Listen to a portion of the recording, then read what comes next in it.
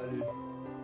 En effet, à l'un est donné par l'Esprit une parole de sagesse, à un autre une parole de connaissance, selon le même Esprit, à un autre la foi par le même Esprit, à un autre le don des guérisons par le même Esprit, à un autre le don d'opérer des miracles, à un autre la prophétie, à un autre le discernement des esprits, à un autre la diversité des langues, à un autre l'interprétation des langues. Un seul et même esprit opère toutes ces choses, les distribuant à chacun en particulier comme il veut. C'est écrit dans 1 Corinthiens chapitre 12, les versets 8 et 11. Si j'avais un sujet, je dirais tout simplement le don des guérisons. Un examen attentif du texte montre que les dons spirituels remplissent principalement deux rôles. Les dons permanents édifient l'Église et les dons signes temporaires confirment la parole de Dieu. Dieu va continuer à dispenser aux croyants des dons permanents tant que durera l'Église sur cette terre. Et ces dons doivent être exercés par ses enfants en tout temps dans la vie de l'Église. Ces dons permanents incluent premièrement les dons de parole. Les voici: la prophétie, la connaissance, la sagesse, l'enseignement et l'exhortation. Et deuxièmement, les dons de service. Voilà. La direction, le secours, la libéralité, la miséricorde, la foi et le discernement. Les dons signes temporaires sont limités à l'âge apostolique et cesseront donc avec la fin de cette époque. Ces dons incluent les miracles, les guérisons, les langues et l'interprétation des langues. Le but des signes temporaires est d'authentifier le message apostolique de la parole de Dieu, jusqu'à ce que l'écriture, sa parole écrite, soit complète et s'authentifie elle-même. Dans le présent passage, Paul mentionne certains de ces dons qui illustrent la diversité dont il a parlé dans le verset 4. Et cette liste inclut à la fois des dons permanents et des dons temporaires.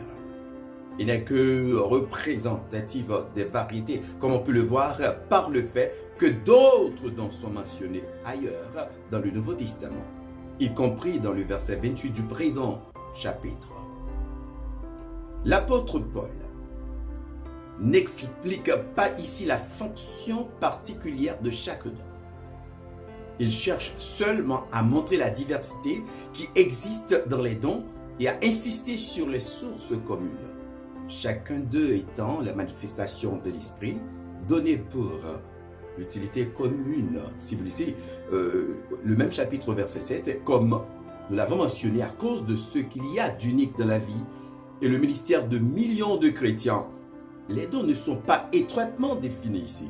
On peut seulement les définir de façon générale avec les termes utilisés par l'Écriture. Le don des guérisons. Le don des guérisons.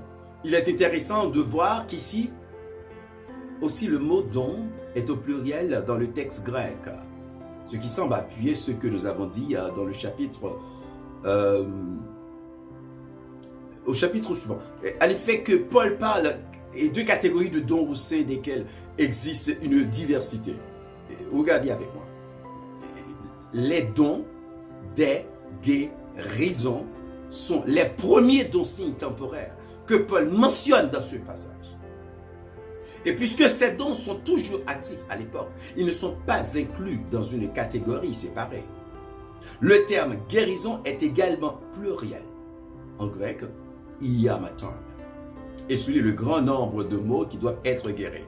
Ces dons appartenaient à Christ dans Matthieu 8, les versets 16 et 17, aux apôtres Matthieu 10, verset 1er, aux 70, Luc 10, verset 1er. Et à certains compagnons des apôtres tels que Philippe dans Acte 8, les versets 5 et 7.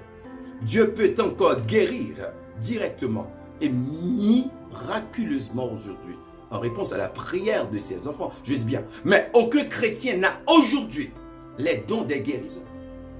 Cela est évident par le fait que personne aujourd'hui ne guérit comme l'ont fait Jésus et ses apôtres, qui d'un mot et de toucher guérissaient instantanément et complètement tous les malades qui venaient à eux, ou même ressuscitaient les morts. L'église de Corinthe peut avoir vu Dieu agir miraculeusement par Paul et d'autres qui ont ces capacités. Et dans ce cas, Paul les mentionne aux Corinthiens pour leur rappeler la diversité de façon dont Dieu équipe ses enfants pour accomplir son œuvre. Les dons des guérisons, comme les autres dons signes, sont temporaires, dispensés à l'Église pour l'authentification du message apostolique de la parole de Dieu. Le grand mandat n'est pas appelé à guérir les corps, mais à guérir les âmes par la prédication de l'Évangile. Ce n'est pas que Dieu ne peut soit plus intéressé par la santé et le bien-être physique, ou que l'Église ne devrait plus s'en soucier. Le travail médical constitue depuis longtemps un domaine béni du service chrétien et une des premières lignes, je dirais, du travail missionnaire moderne. Mais l'œuvre de guérison de Dieu, qu'elle soit accomplie par le travail médical ou par des miracles, n'est plus un signe d'authentification.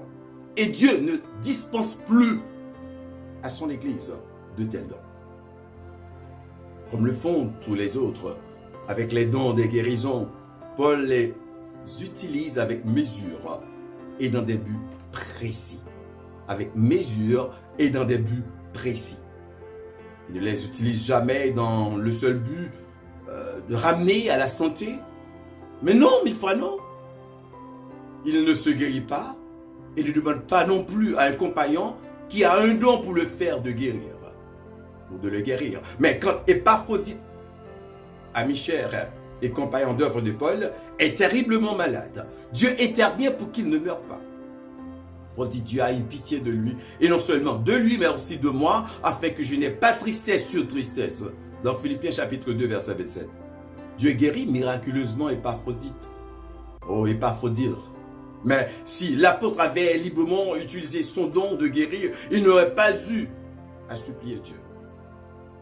Lorsque Timothée a un autre couvrier, souffre de maux d'estomac et d'autres, Paul ne le guérit pas, mais lui conseille de consommer un peu de vin. C'est écrit dans 1 Timothée 5, 23. Paul laisse Trophime, un autre de ses compagnons, malade à Milet. Dans 2 Timothée 4, verset 20. Paul n'exerce le don de guérir que lorsque c'est nécessaire pour confirmer la puissance de l'évangile, pas pour rendre la santé aux chrétiens. Un chrétien a aujourd'hui le droit de demander à Dieu la guérison de n'importe quelle maladie. Dieu peut décider de le guérir pour atteindre un de ses buts et manifeste sa gloire, mais il n'a aucune obligation de le faire. Parce qu'il n'a fait aucune promesse générale de guérir à quelque époque que ce soit.